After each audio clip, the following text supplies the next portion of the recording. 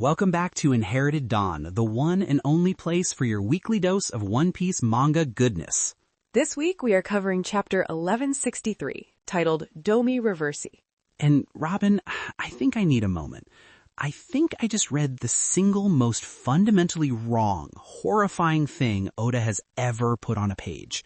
The last panel, just, wow. I'm looking at it again and I feel sick. It's pure, uncut nightmare fuel. It's chilling to see a man whose entire identity is built on defying the world, a man who literally declared war on the gods, be turned into a puppet for that very world and sent to destroy the one thing he was trying to protect. It's a different kind of evil. It transcends physical violence. It's a violation of the soul. It really is. It recontextualizes everything we thought we knew about how the world government operates. This isn't about prisons and executions anymore. This is something else entirely. Look, if you want to be here with us every single week as we try to piece our minds back together after chapters like this, make sure your subscription is up to date. You do not want to go through this alone. I don't think anyone should. All right, let's start from the beginning. It's the only way we'll get through it. We have to build a foundation before we can process the ending. Right. So we open on the battlefield, and the Marines are absolutely losing it. Saturn's body is there, but it's not Saturn anymore. IMU has manifested, almost like a shadow or spirit bursting out from within him, using his spider legs as its own. It's like Saturn was just a shell, a costume, and the real monster just ripped its way out. A puppet show from hell. This confirms a theory I've had for a while, especially after seeing the Gorosei regenerate on Egghead. They might not be immortal in the traditional sense. They might just be vessels, husks for IMU to inhabit and discard as needed. It would explain their regenerative abilities. It's not their bodies healing, it's IMU's power sustaining the vessel. It would also explain why they all seem to speak with one mind and act in perfect concert. They aren't 5 people. They are 5 hands of one being. So they're just meat suits? That's even creepier. And IMU is not picking sides. It immediately lashes out with Saturn's legs and just starts shredding Marines and pirates alike, indiscriminately. There's no strategy here. A Marine gets too close, he's sliced in half. A Rocks pirate tries to attack, he's vaporized. This isn't about justice or order. This is pest control. It's like a child burning ants with a magnifying glass. Exactly. The narrative of justice that the world government preaches is completely absent. This is the raw, unveiled power that sits at the center of the world, and it views everyone else as insignificant. It's likely a glimpse into what the great cleansing of the Void Century looked like. Not a war, but an extermination. The command comes down for the Marines to fall back, don't engage. The Vice Admirals are screaming into their Den-Den-Mushis. They know what this is. They can't fight it. They can only get out of the way. It's the same energy as Akianu telling everyone not to pursue Shanks at Marineford, but 1,000 times more desperate. They understand that their role is not to fight this thing, but simply to witness its power and clean up the mess afterwards. They are the groundskeepers for a god. But you know who's not getting out of the way? The future king of the pirates, that's who. Roger sees this apocalyptic god monster appear and he tells Gaban to handle the rest of the crew and grab the treasure. He's heading straight for the smoke. No hesitation. Most people run from a hurricane. This man tries to punch its eye. It's his defining quality. Everyone else sees an obstacle or a reason to retreat. Roger sees the heart of the conflict and runs directly towards it. It's not about recklessness. It's a fundamental belief in his own freedom to challenge anything and everything. He believes no power has the right to be unopposed. It's why he found One Piece. The world presented him with a dead end, and he just laughed and sailed right through it. Exactly. He doesn't just react to the world. He imposes his will on it. While Roger's doing that, Garp is on the other side of the island, just as confused as everyone else. He was busy punching his way through a huge chunk of Rox's crew. He grabs a soldier by the lavels and demands to know what that thing is. And the soldier just stammers that Saturn transformed. Garp looks out across the battlefield, squints, and you can see the moment the realization dawns on him. He's looking at one of the 5 elders, the hidden kings of the world, for the first time.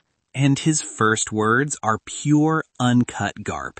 He calls the transformation fitting for a freak ruling over the maggots of Mary Joa. The Marines around him are panicking, pulling at his coat, telling him to watch his mouth or he'll lose his head, and he just brushes them off.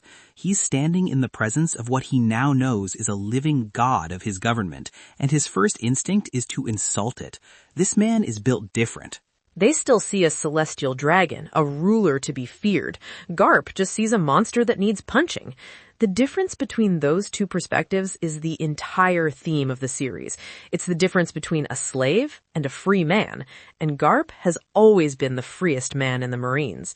He's not just defying them in his head, he's saying it out loud in front of his men. He's showing them that it's possible to not bow. For real. And while Garp is sizing things up, Rox D. Xebec is standing face to face with Emu. The smoke clears and they're just there, staring at each other. He asks if Emu came all this way just to kill him, and there's this arrogance in his voice, like he's almost flattered. Okay, and this is where the chapter just detonates with the lore. Emu doesn't call him Rox. Emu doesn't call him Xebec. Emu calls him Davy Jones. My jaw hit the floor. Davy Jones? Like the myth, the locker at the bottom of the sea? Rox is confused. He says he's never met the man. He's not him. But then he says something about feeling like a certain promise needs to be kept. What promise? What is he talking about? We don't know, but Emu's reaction tells us everything. The shadow form trembles with what looks like pure rage. It screams that this is precisely why they have to rid the world of the Davy family. It's not a person. It's a bloodline, like the D clan. This whole time we've been focused on the D clan, but maybe there was another, equally important family from the Void Century. The Davy family. So Blackbeard isn't just a D, he's a Davy. Rox is a Davy. What does that mean? Are they related to the Ds? Are they rivals? Emu seems to hate them on a deep, personal level. It's not just a political threat, it's an ancient grudge. My theory is that the D clan represents Dawn, the ideological heirs of Joy Boy. Perhaps the Davy clan represents something else. The dusk? The deep? They might have been the protectors, the warriors, or even a rival faction to Joy Boy who shared a common enemy in the 20 Kingdoms. This promise Rox feels could be a genetic memory, an inherited will passed down through his bloodline, just like the Ds. And once that family's gone, Emu says their world will finally be complete. Chilling. It's the language of an obsessive tyrant trying to remove the one flaw in their masterpiece. Rox just spits back that the world doesn't belong to them and lunges. This is it, the clash that defined an era. The Marines nearby see this, and the Rear Admiral is hesitating.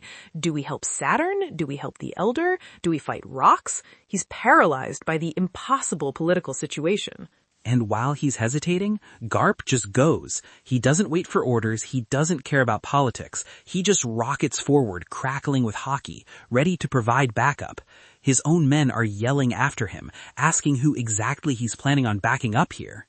It's the perfect Garp moment. He doesn't care about the political alignments. He's not backing up Rox or Saturn. He's fighting the biggest monster on the field. He sees two villains and a god clown fighting and decides the answer is to punch all three of them. It's simple, heroic, and completely insane. While all that's happening, the absolute scum of the earth, Captain John, decides it's time to dip. He sees his chance to get out of this with all the treasure while everyone else is distracted by the apocalypse. And here we get another massive reveal. It's dropped so casually I almost missed it. John was the user of the Jiki no Mi, kids' devil fruit.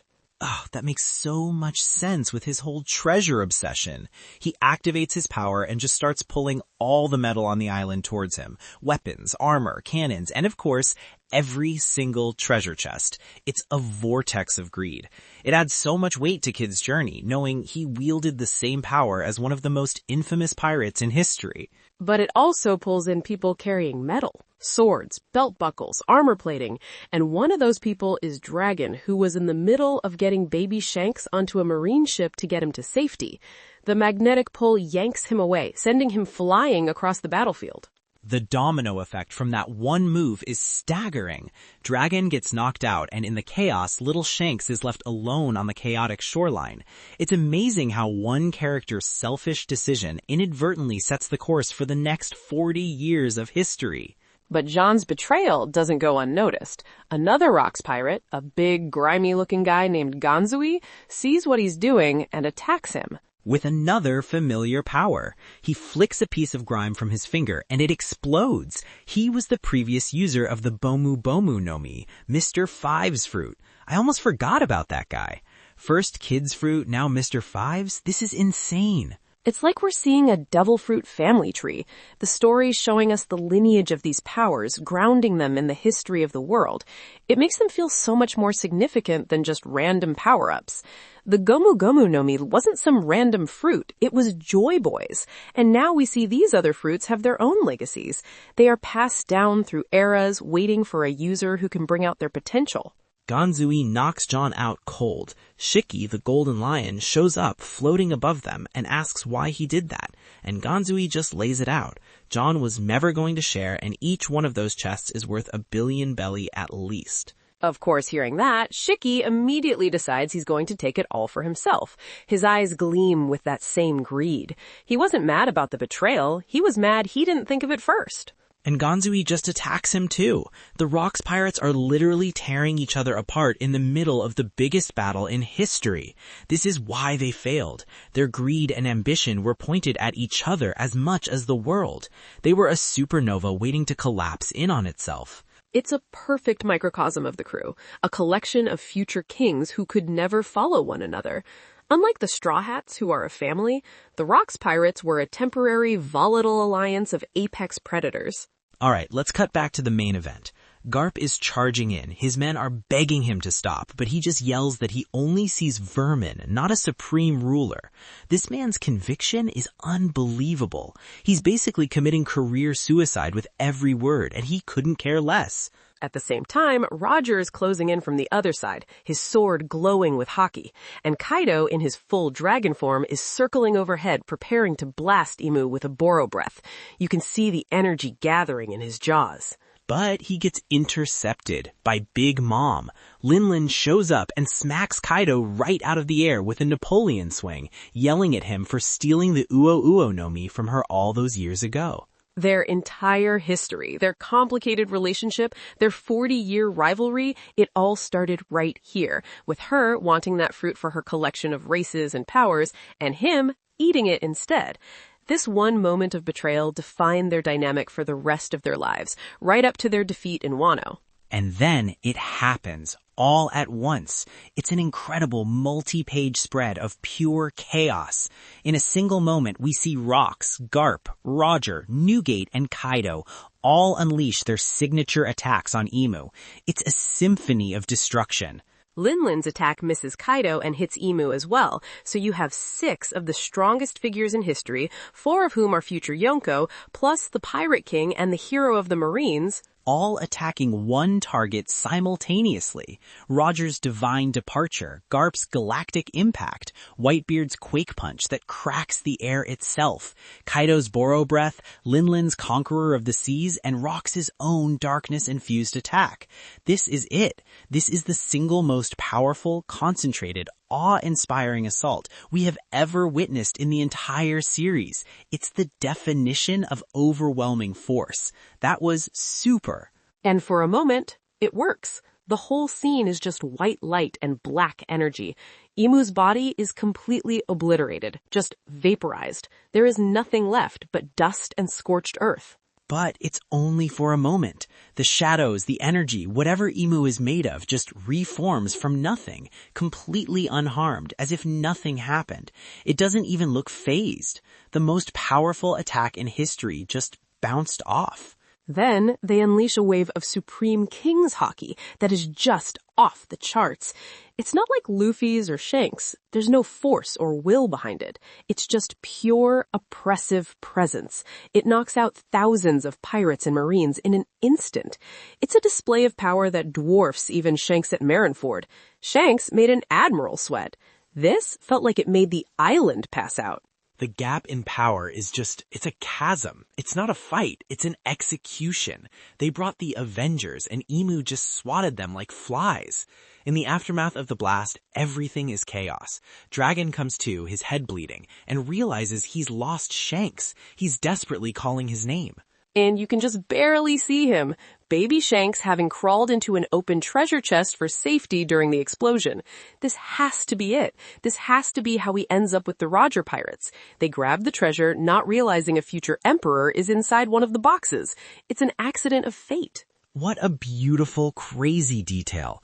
Elsewhere, Kaido is telling Linlin he can't exactly spit the fruit back out, and she tells him he owes him a favor for life, and we know that's a debt she will absolutely try to collect. Meanwhile, Garp and Roger are already back to bickering, covered in dirt and blood, arguing over whose attack did the most damage even though it did nothing. Even at the end of the world, they are who they are. It's perfect. It's their coping mechanism. Faced with a power so far beyond their comprehension, they can only fall back on their rivalry to make sense of it. But IMU isn't paying attention to them anymore. Its gaze turns towards the forest on the far side of the island. It says it can see Eris and Teach running. Rox's wife and son. Blackbeard, a tiny, probably crying toddler running for his life. IMU declares that it will not allow new members of the Davy family to be unleashed onto the world. This isn't about Rox anymore. It's about his entire bloodline. It's eugenics on a mythological scale. Rox hears this and he panics. For the first time, this arrogant, all-powerful man looks terrified. He realizes what IMU is planning and attacks again, screaming at them not to do it. He's desperate. He's fighting to protect his family. It's the one flicker of humanity we've ever seen from Rox. And IMU delivers the coldest line in the series, colder than Aokiji, colder than Doflamingo. I will not be doing anything. You will be the one to kill them. It stabs Rox with one of its shadowy tendrils, and as he's impaled, IMU uses a named ability. The name just appears in the air. Domi Reversi. Dominion Reversal. It turns Rox into a demon. His eyes lose their pupils and glow a sinister red. His form twists and distorts, wreathed in dark energy. His will, his ambition, his entire being is completely inverted, and his new orders are clear, spoken in a voice that isn't his own. Kill his wife and son. It's the ultimate violation, taking the strongest ambition a man has, in this case defiance of the world and the protection of his family, and turning it into the weapon of his own destruction. It's not just killing him, it's erasing everything he stands for. It's making him perform the one act he would die to prevent. It's how the world government truly wins. They don't just defeat their enemies. They don't just kill them. They make their enemies defeat themselves. They turn symbols of freedom into cautionary tales of obedience. They desecrate their legacies. That's the end of the chapter. I have no words. That was one of the densest, most revealing, and most soul-crushing chapters we have ever gotten. The lore, the action, the tragedy, it's a masterpiece. But what do you even think Domi Reversi is? Some kind of advanced hockey? A devil fruit? Is it the national treasure of Mary Jawaz? Let us know what you're thinking in the comments because my brain is just static right now. I think it might be the true nature of IMU's power. Not creation or destruction, but control. Absolute, undeniable control over the will of others. A power that literally rewrites a person's soul. All right, let's try to make some sense of this with predictions for 1164. Okay, I'll go first. I need to get this out. Prediction 1. We're going to see Rock's family. The next chapter will open on them. We'll cut away from the main battle and see Eris and a very, very young Teach running for their lives through the forest. And then we'll see the demonic version of Rox hunting them down. There's no way you can drop that and not show us the horror of that chase. That feels inevitable, and I am not looking forward to it. My first prediction, that treasure chest with Shanks in it gets picked up by the Roger pirates. It won't be a big dramatic moment. Gabon or Rayleigh or someone will be loading up the loot as they make their escape. They'll grab that specific chest, and that is how he officially gets on board the Oro Jackson. It won't be a choice, it'll be an accident of fate, which is so central to the themes of One Piece. Oh, I love that. It's perfect. My second prediction, Roger and Garp are going to have to actually truly team up. No more bickering. They will be forced to fight the possessed rocks together. It'll be the two of them against their greatest rival, but it won't be a battle for glory. It'll be a tragedy, trying to stop a man who is no longer himself. This will be the moment that forges the bond of trust we know they had. They won't just be rivals anymore. They'll be two men who saw the true face of hell together. A fitting final battle for the three of them. My second prediction goes back to the lore. We're gonna get a flashback within a flashback. When Imu mentions the promise and its hatred to the Davy family, we will get a short, sharp cut to the Void Century. Just a glimpse. We'll see the original Davy Jones, perhaps an imposing figure with an X-shaped scar, making that promise to the original Joy Boy. We'll finally learn what the Davy bloodline was meant to do, and why Imu sees it as such a fundamental threat to their perfect world. A flashback within a flashback. That sounds about right. Love it. Okay, final prediction from me. The final nail in the coffin for the Rocks Pirates will be this moment. Whitebeard, Shiki, and Linlin will have to face their own captain. They are monsters of ambition, but they follow strength. Seeing Rocks, the strongest man they knew, turned into a government dog will be the thing that shatters any remaining loyalty and makes them all go their separate ways for good. This is the moment the crew dies, not when they lose, but when they see their leader's will broken so completely. My final prediction concerns the name of the technique, Domi Reversi, Dominion Reversal. I think it's more specific than just mind control. I believe it finds your deepest, most powerful desire at that exact moment and inverts it. Rox's deepest desire in that moment was to protect his family, so Imu inverted it and made him hunt them. If Luffy were to be hit by it, while his deepest desire was to bring the dawn, it might turn him into a tyrant who wants to bring eternal night. It's a poetically cruel power, and I think we'll see that confirmed next chapter. It's not just making him a puppet, it's making him a puppet of his own inverted love. Man, that's dark, and it sounds exactly like something that would happen in this story. Okay, that's our time for this week. My heart hurts, my brain is scrambled, but I can't wait for more. What a series. It's a story that never stops surprising us. Thank you all for joining us on this difficult journey. We'll see you next week.